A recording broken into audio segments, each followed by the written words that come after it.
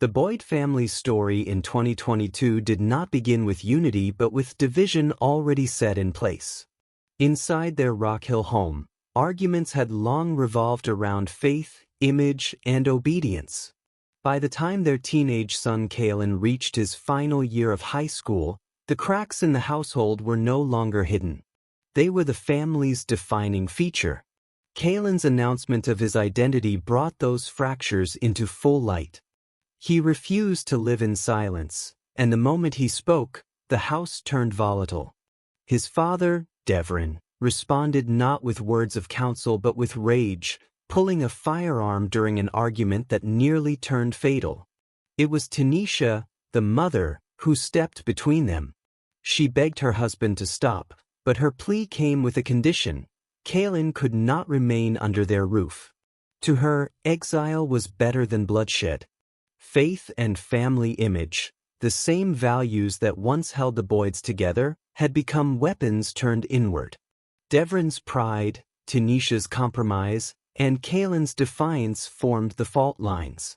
These were not hidden flaws waiting to appear. They were visible, growing, and ready to break.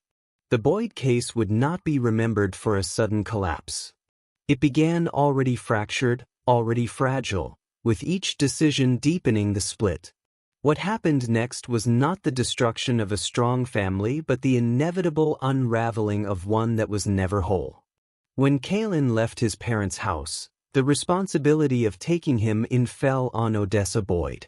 At 74, she was known in her Rock Hill neighborhood as the kind of woman who kept her door open and her family close, no matter the burden.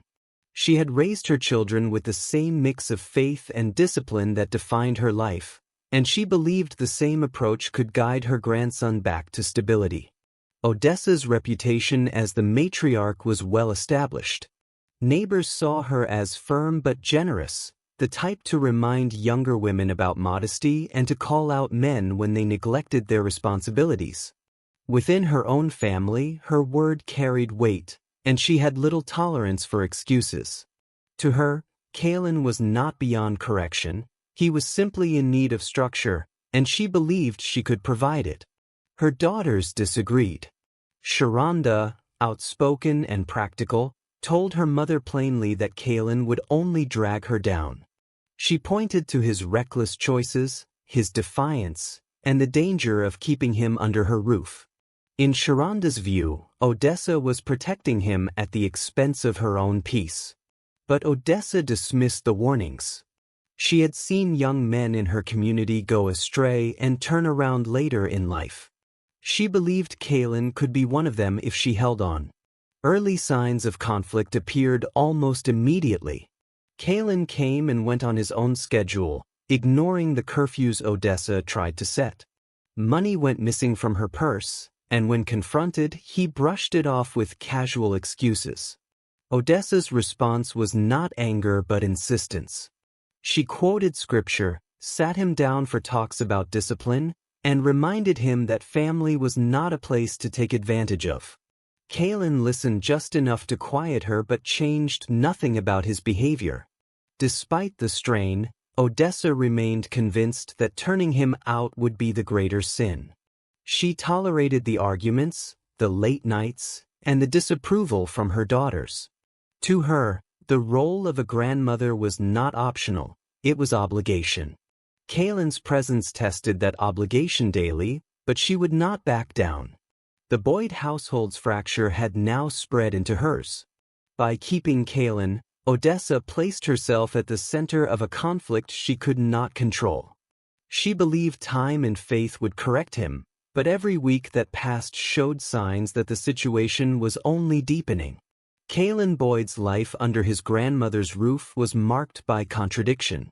To some, he was a confident teenager with the physical build of someone older, admired by classmates and easily noticed in public spaces. To others, he was a source of constant disruption, his presence tied to arguments, theft, and reckless choices. Neighbors later described seeing young men come and go from Odessa Boyd's modest brick home at unusual hours. Cars would pull into the driveway late at night, music loud, followed by brief visits or lingering conversations outside. For Odessa, each visit was another reminder that the order she tried to enforce inside her house stopped at the edge of her grandson's defiance. Kalin's relationships were unstable. He moved quickly between partners, often older than him, and those relationships frequently ended in fights.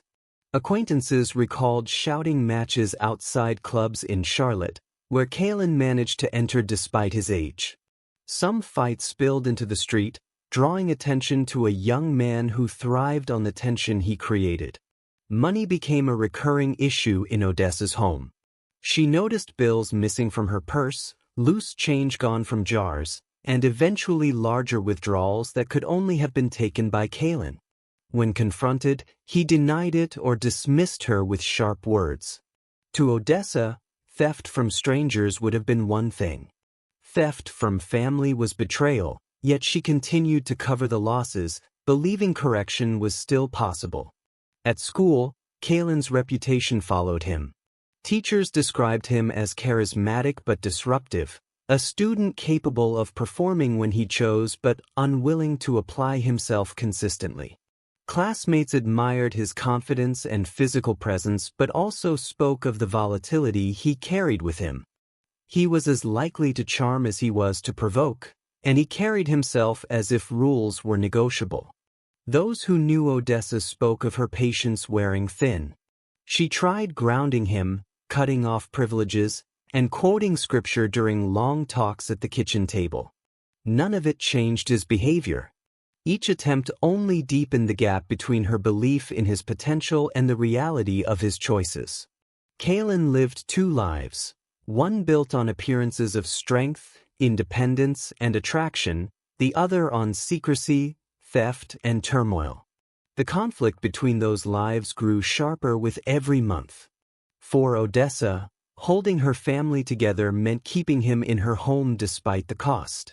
For Kalin, her house was just a base from which he could come and go as he pleased. The longer this double life continued, the more those around him began to see not a teenager searching for direction, but a young man steering himself, and those closest to him, toward inevitable danger. Among the many people drawn into Kalin Boyd's orbit, none carried more weight than Sylvan Carr. For over a decade, Sylvan had been a close associate of Devrin Boyd. He was a familiar presence at family gatherings, trusted enough to be invited into spaces few outsiders reached. To the community, Sylvan was respected, a man known for his steady work, reliability, and long-standing loyalty to the Boyd family. What no one outside Kalin knew was that Sylvan's connection to the family had shifted into dangerous territory. At 17, Kalin was already testing boundaries with older partners, but his entanglement with Sylvan carried a different level of risk. This was not a fleeting relationship with someone from outside Rock Hill. This was a secret tied directly to the man who had once threatened his life.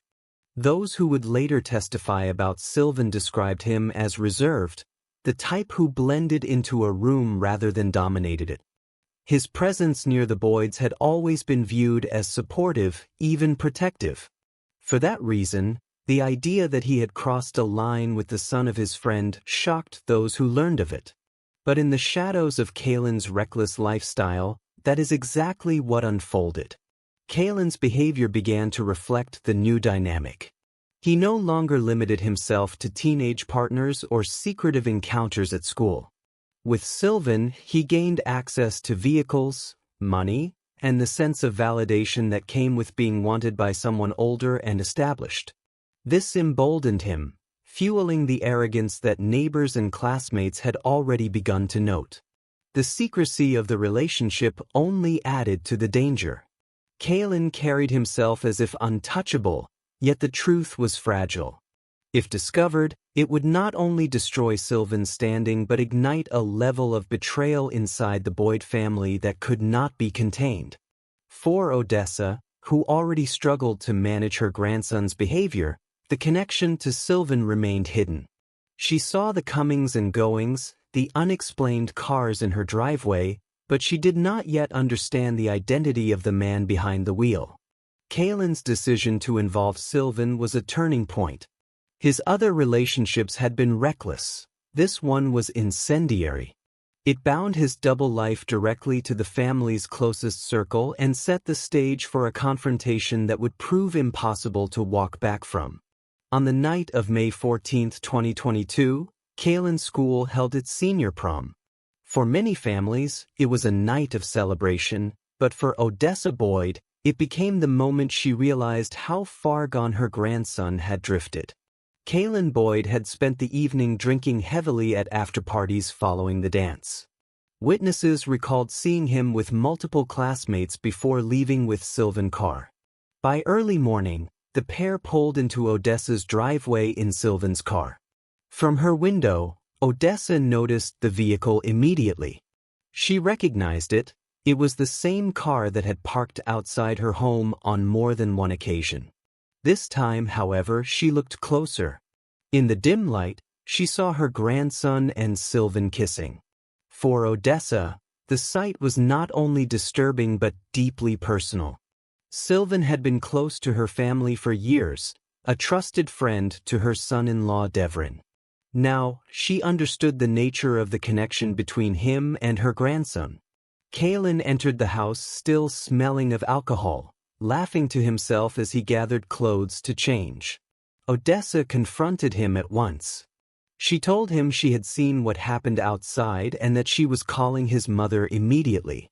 It was not a threat meant to scare him, it was her decision, made in the moment, to put an end to what she now viewed as the most dangerous secret her family had ever faced.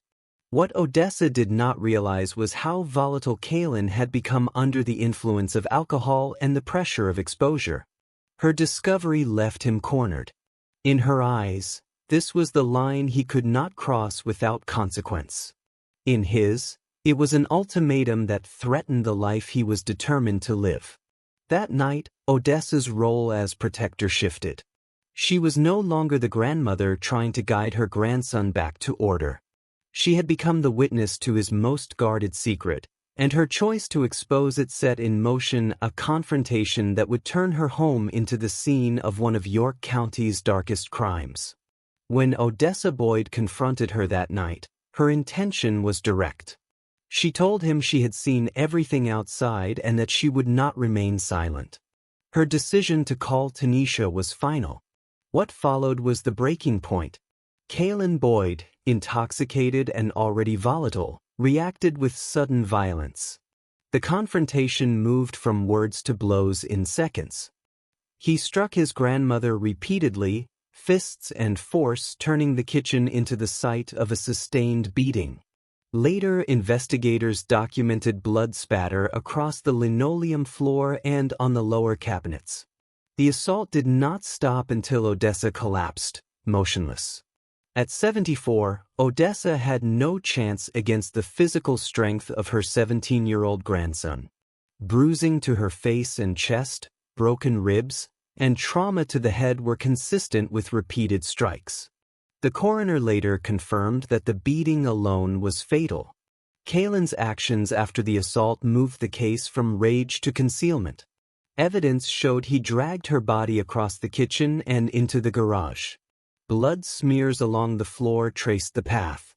In the garage stood a chest freezer, large enough to hold bulk food storage. Kalin forced Odessa's body inside, curling her frame to fit. He closed the lid, leaving her hidden beneath bags of frozen meat and vegetables. Once the body was concealed, Kalin attempted to restore order. He used towels to wipe sections of the floor, changed his clothes, and discarded stained fabric into a trash bag later recovered by investigators.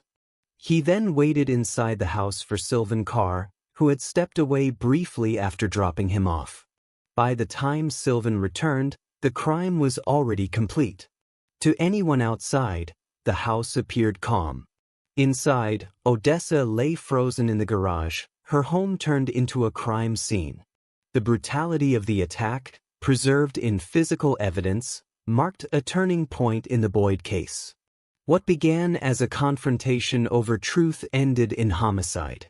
From that moment forward, Kalin was not just a troubled teenager. He was the prime suspect in the killing of the very grandmother who had taken him in. After forcing Odessa Boyd's body into the chest freezer, Kalin Boyd turned his attention to appearances. Investigators later determined that he cleaned the kitchen in stages, wiping surfaces with wet towels and discarding them into a trash bag. He changed clothes, placed the bloodstained set into another bag, and carried on as though nothing had occurred. Sylvan Carr returned not long after, unaware of what had taken place in the brief time he was gone. To him, Kalin looked unchanged, fresh clothes, calm demeanor, and ready to continue their plan for the weekend. Together they left the house, intending to drive out of York County to a motel where they had arranged to spend several days. Kalin carried himself as if no crime had been committed. On social media, he posted casually, giving the impression of a teenager simply enjoying time away after prom. Friends later recalled seeing messages about needing to breathe and taking a break, with no mention of the violence that had occurred inside his grandmother's home. For those outside the house, Odessa's absence was not yet suspicious. The freezer in her garage held her body, but her routine was quiet enough that 2 days passed without immediate concern.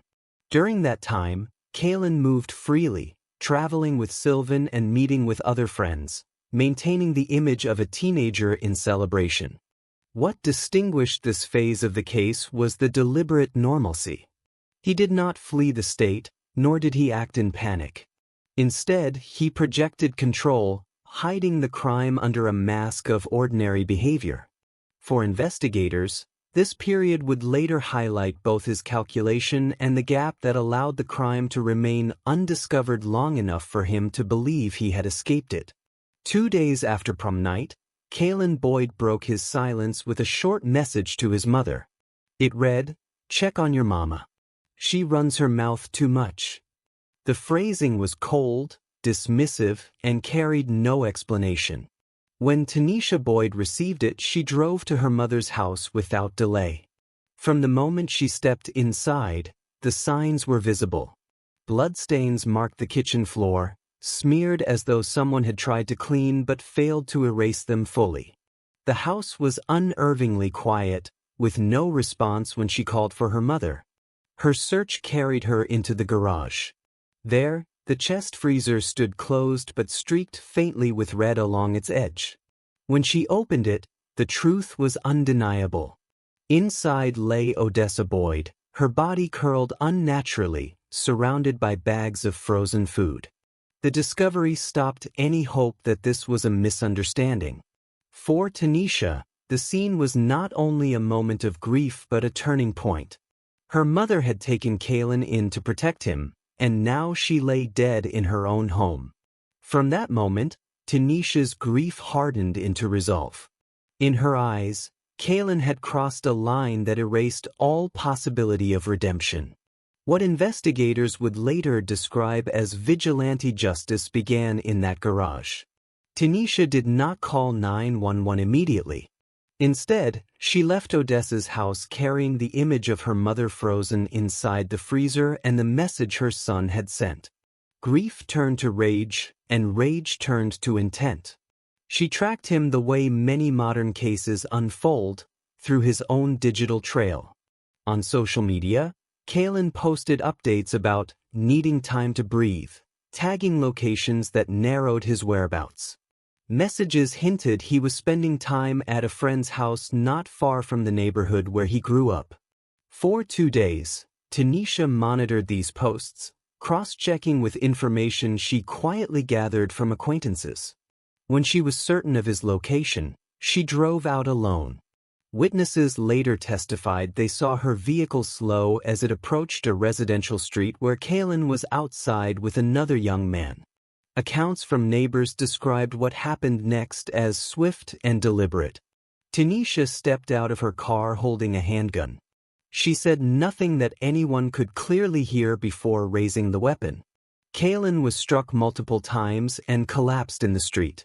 The other young man fled for cover, screaming for help.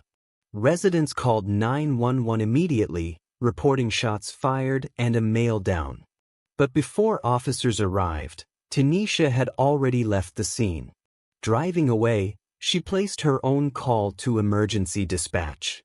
Her words were direct. She told them she had shot her son because he had killed her mother and stuffed her in a freezer.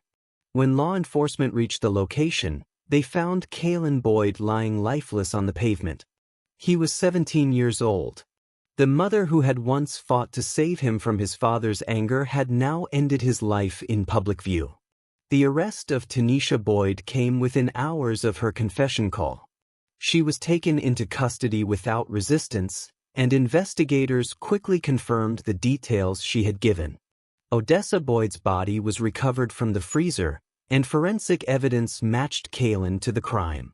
Yet Tanisha's choice to take justice into her own hands placed her in the defendant's chair. The trial drew attention inside York County, not for its spectacle but for the painful divide it represented. Prosecutors argued that Tanisha had committed premeditated murder. They acknowledged the horror of what her son had done to Odessa but maintained that the law did not allow her to bypass police and courts. In their case, her actions were vigilante justice carried out in anger, not self-defense. The defense presented her as a grieving daughter and mother, overwhelmed by the discovery of her own mother's body and provoked beyond reason by her son's taunting message. They highlighted her 911 call, pointing out that she confessed immediately rather than hiding. Their argument leaned on compassion, framing her as a woman pushed to the breaking point after enduring years of family strain and finally confronting the worst betrayal possible. Inside the courtroom, tension was constant. Jurors were presented photographs of the freezer where Odessa was found, crime scene images from the street where Kalin was shot, and transcripts of Tanisha's call to dispatch. Testimony from neighbors confirmed she fired deliberately, striking her son multiple times before leaving. The jury was asked to weigh grief against law, vengeance against justice. In the end, sympathy did not outweigh statute. Tanisha Boyd was convicted of second-degree murder and sentenced to a lengthy prison term.